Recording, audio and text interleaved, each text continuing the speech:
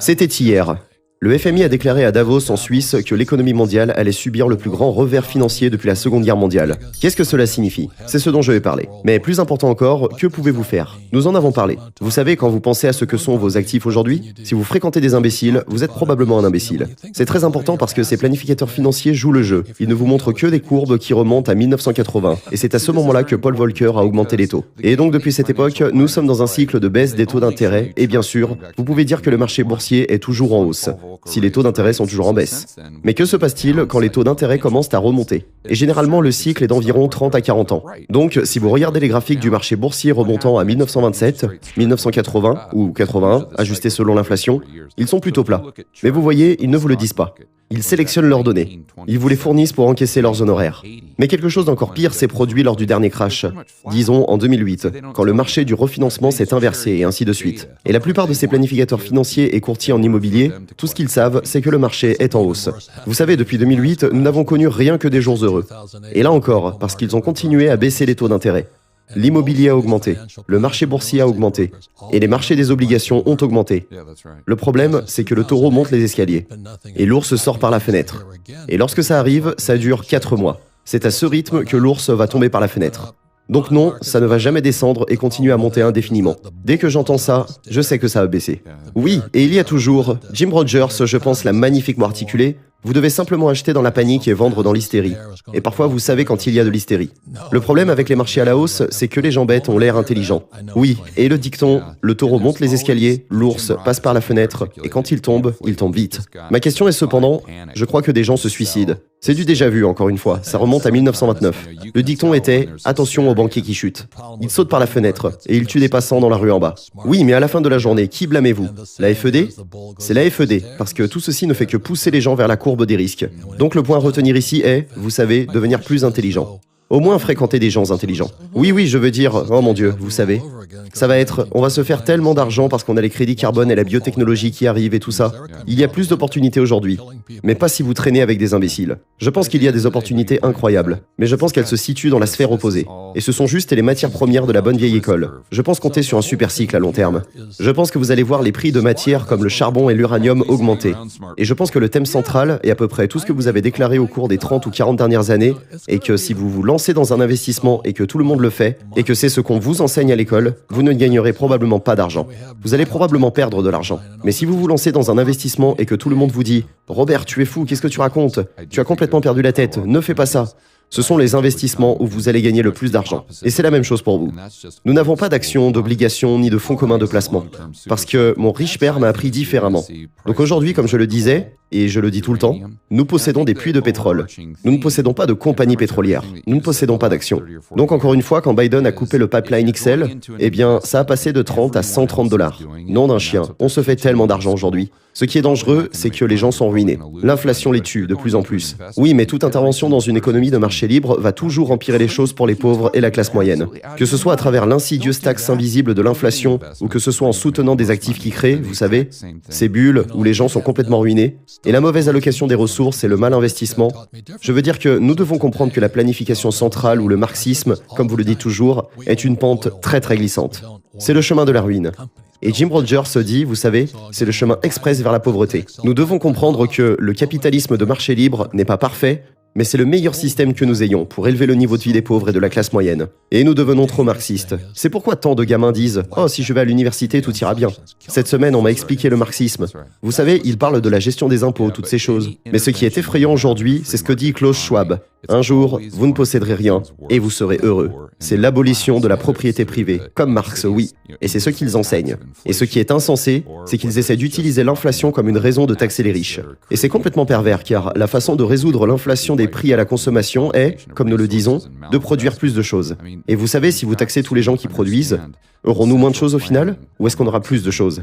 Comme vous l'avez dit, l'argent circule. Nous allons là où nous sommes le mieux traités. Et l'inflation est la pire des taxes. Et ça ne fait que pousser plus de gens. car nous allons passer à l'algorithme de base universelle UBI et au MMT. Or, c'est du marxisme. Un jour, vous ne posséderez plus rien et vous serez heureux. Le gouvernement vous distribuera votre argent. Je veux vraiment revenir sur ce sujet parce que je pense que c'est important. Nous connaissons actuellement une inflation mondiale des prix à la consommation. Pas seulement ici, c'est un énorme problème. C'est la crise mondiale depuis la Seconde Guerre mondiale. Et leur solution est de faire quoi? UBI. Donner plus d'argent aux gens. Et restreignons encore plus l'offre de biens et de services en rendant plus difficile pour les producteurs de produire efficacement. Donc ce qu'ils font? Ils essaient de vendre ça au grand public. La façon dont nous réglons l'inflation des prix à la consommation consiste à créer plus d'argent et à produire moins de choses. C'est tout le contraire. Oui, nous avons besoin de moins d'argent et nous avons besoin de plus de choses. Lorsque vous donnez de l'argent aux gens, cela augmente-t-il leurs dettes? Cela dépend de la façon dont cet argent est généré. Je comprends, mais quelqu'un va devoir payer la facture. Oui, généralement ce sera par le biais de la contraction d'une nouvelle dette. Donc, si c'est le gouvernement qui contracte une nouvelle dette pour combler son déficit, ou si c'est une banque qui contracte une nouvelle dette de consommation, alors vous avez un prêt pour correspondre à l'argent qui a été créé. Alors y a-t-il de l'argent sur la carte de crédit? C'est une dette, et c'est comme ça que l'argent est créé. Oui, vous devez l'emprunter pour le faire exister. C'était en 71, il fallait emprunter l'argent, et l'argent était créé. C'était un système de réserve fractionnaire. Le système de réserve fractionnaire dit, vous mettez simplement vos économies dans une banque. Disons $100. La banque peut en prêter 1000, avec un effet de levier de 10 contre 1. Oui, mais maintenant, ils n'ont même plus besoin de ça. Ils peuvent juste créer de l'argent à partir de rien. Et cela nous ramène à la monnaie numérique de la Banque centrale et à leur tentative d'interdire l'argent liquide. Et je pense que c'est pourquoi tant de jeunes sont dans la crypto. Ils savent que quelque chose ne va pas. Mais ils n'ont pas une vue d'ensemble de la situation. Et ils sont happés par toutes ces fluctuations. Vous parliez de CBD, la monnaie numérique de la Banque centrale. Qu'est-ce que cela signifie pour vous, Georges? Eh bien, une monnaie numérique de Banque centrale signifie simplement que tous les gens ordinaires de la société, y compris les entreprises et les compagnies, ont maintenant un compte à la Banque centrale. Dans notre cas, ce serait la Réserve fédérale. Eh bien, est-ce que ce n'est pas du marxisme, une banque centrale? C'est absolument à 100% de la gestion centralisée. Car ce qui se passe désormais, c'est que le système bancaire est en charge de créer la plus grande partie de la nouvelle monnaie. Maintenant, c'est un peu différent avec ses déficits et l'assouplissement quantitatif, et ainsi de suite. Mais généralement, c'est le système bancaire. Donc, s'ils gardent ce prêt sur leur compte, si la banque continue de posséder le prêt, ils veulent prêter à quelqu'un qui va les rembourser, n'est-ce pas? Donc, avec un peu de chance, ils vont le prêter à des fins productives. Ce qui signifie que la majeure partie de l'argent qui est créé va créer plus de biens et services. Et c'est pourquoi il n'y a pas d'inflation, même si la masse monétaire augmente. Et c'est pourquoi le marché libre fonctionne. Au fait, pourquoi le marché libre crée la déflation, pas l'inflation? Les prix baissent. Exactement, le capitalisme fait baisser les prix. Oui, parce que vous ne pouvez pas être compétitif autrement. Ce qui améliore le niveau de vie des pauvres et de la classe moyenne. Mais ils enseignent le marxisme à l'école.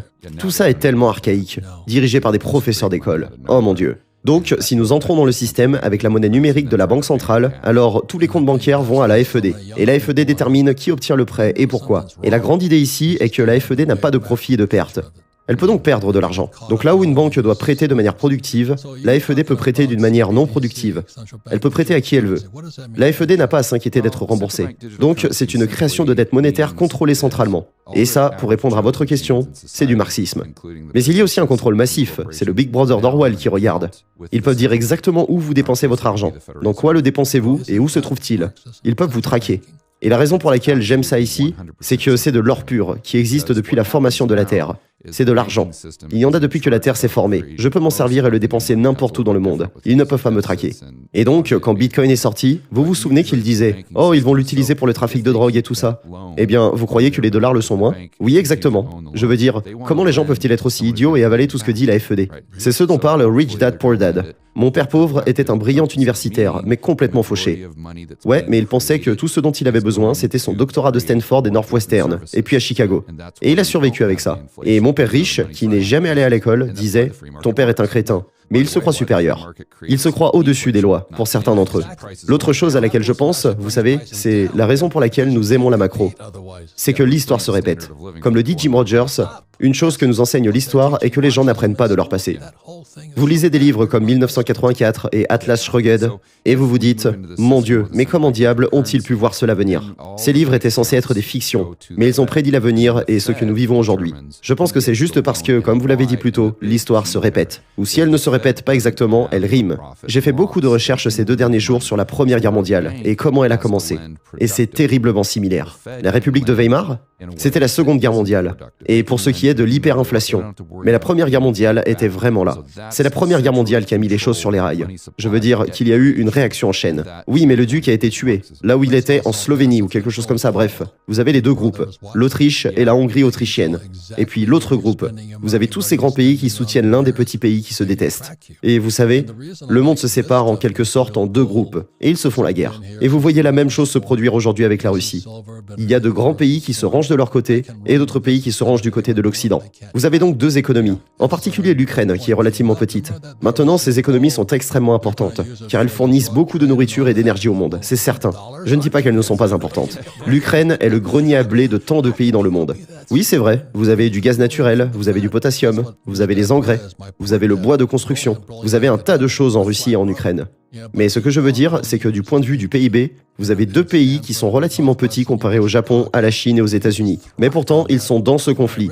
Vous savez, tous ces énormes pays qui ont une grande puissance économique et d'énormes armées choisissent leur camp. Et vous pouvez voir cette escalade, et c'est la même chose. Évidemment, j'espère que ce n'est pas le cas. Et il n'y a pas de certitude, il n'y a que des probabilités. Mais le fait est que, si vous regardez l'histoire, comme la Première et la Deuxième Guerre mondiale, vous savez, toutes ces guerres, elles commencent généralement de la même façon. En 2022, je pense que vous devez regarder l'économie et la censure à travers cette perspective. Il faut être macro. Oui, mais vous devez le regarder à travers cette perspective de comprendre que nous traversons des semaines où des décennies vont se jouer. Mais c'est déjà arrivé avant, c'est ça le pire. Comme Roger le dit, l'histoire prouve que les gens n'apprennent pas de leur passé. Et je me dis, oh mon Dieu. Et ce que j'ai trouvé dans l'ensemble, parce que vous savez que ma fascination est de savoir pourquoi certaines personnes sont riches, pourquoi certaines personnes sont pauvres, mais en 2022, l'écart entre les riches et les pauvres s'accélère. Il devient plus énorme que le Grand Canyon. Mais la plupart du temps, les gens qui s'appauvrissent, c'est simplement parce qu'ils ont eu de mauvais professeurs. Leurs parents sont pauvres, ou ils viennent d'un milieu pauvre. Ou dans mon cas, ce sont tous des professeurs d'école qui pensent qu'un doctorat est tout ce dont vous avez besoin. Le premier objectif que je me suis fixé lorsque j'ai pris ma retraite a été de regarder mes dépenses mensuelles et de me dire comment faire pour que mon capital couvre ces dépenses. Et donc, comment faire pour que mon revenu me permette de couvrir ces dépenses. Comme ça, je sais que je ne toucherai jamais à mes économies. Et je pense que ça semble simple et de bon sens. Mais très peu de gens font le lien et réalisent que s'ils peuvent créer assez de liquidités avec leur portefeuille pour couvrir leurs dépenses mensuelles, alors ils seront libres financièrement. Ouais, c'est un jeu de liquidité, pour sortir de la rat race, de tout ça, vous savez. Vous avez 10 000 par mois qui rentrent, vous avez 7 000 de dépenses. C'est 3 000 net, vous êtes libre. Et il y a des réductions d'impôts pour cela. Dans le domaine de l'immobilier aussi, c'est la même chose. Oui, je pense que ce serait comparable dans le sens où, vous savez, à la fin des années 90, tout était au format .com. Et ils avaient des valorisations de plusieurs milliards de dollars. Oui, l'Internet était en effet le futur, bien sûr. Mais pas pour toutes ces entreprises. Vous savez, 99% d'entre elles ont fait faillite. Et je pense que ce sera probablement la même chose avec la crypto. Il y aura, vous savez, peut-être que le Bitcoin ou l'Ethereum sortiront gagnants sur le long terme et seront là. Je ne sais pas à quoi ils serviront. Je ne sais pas s'ils seront transactionnels dans le cas du Bitcoin, ou s'ils seront plus une réserve digitale d'actifs. Je ne suis pas tout à fait sûr de la place qu'ils occuperont, mais je pense que ça va probablement se passer de la même manière que la bulle des .com, qui a éclaté dans les années 90. Je leur ai parlé en privé de la crypto-monnaie, et ils m'ont dit que leurs amis, vous savez, dans cette tranche d'âge de 20 ans, sont tellement à fond dans la crypto-monnaie que c'est tout ce qu'ils détiennent. Au point que bien souvent, les types normaux doivent leur prêter de l'argent pour déjeuner. Pas parce qu'ils n'ont pas d'argent, mais parce que tout leur argent est en crypto, à 100%. C'est milliardaires sans espèces. Ouais, ou millionnaires ou millénaires peut-être dans ce cas. Mais vous savez, ce n'est pas en Bitcoin et en Ethereum. C'est dans toutes ces altcoins moins connus, dont ils pensent qu'ils vont ou qu'ils ont le potentiel pour être multipliés par un millier. Et ils ont envie d'être les prochains, vous savez, les superstars d'Instagram, milliardaires ou je ne sais pas quoi, qui vont faire fortune dans la crypto. Et finalement, ils se retrouvent complètement fauchés. Et ça leur sert de leçon, très très dure. Que, vous savez, les jeunes investisseurs ont dû apprendre au cours des années que ce n'est pas différent cette fois-ci, lorsque le Bitcoin était à 65 000. Et je suis optimiste à long terme sur le Bitcoin. Mais vous devez faire le bon choix quand vous achetez en fonction de la panique et de l'hystérie. Et il y avait juste... Je voyais ça sur Twitter sans arrêt. Je voyais ça sur les médias sociaux. Je le voyais dans tous ces espaces de discussion, comme Clubhouse, où l'hystérie était tout simplement stupéfiante. Et je pense que c'est quelque chose que les gens peuvent percevoir. Mais ils doivent s'assurer qu'ils ne sont pas pris dans cette frénésie émotionnelle, où ils vont prendre de mauvaises décisions. Ce n'est pas fini. Avant de continuer la vidéo, on aimerait vous présenter quelque chose.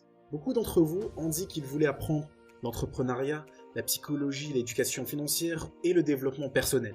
C'est pour cette raison que nous vous avons sélectionné les livres audio qui nous ont le plus inspirés et qui ont littéralement changé notre vie et notre manière de penser. Le meilleur dans tout ça, c'est que votre premier livre audio est gratuit grâce à l'offre d'essai Amazon.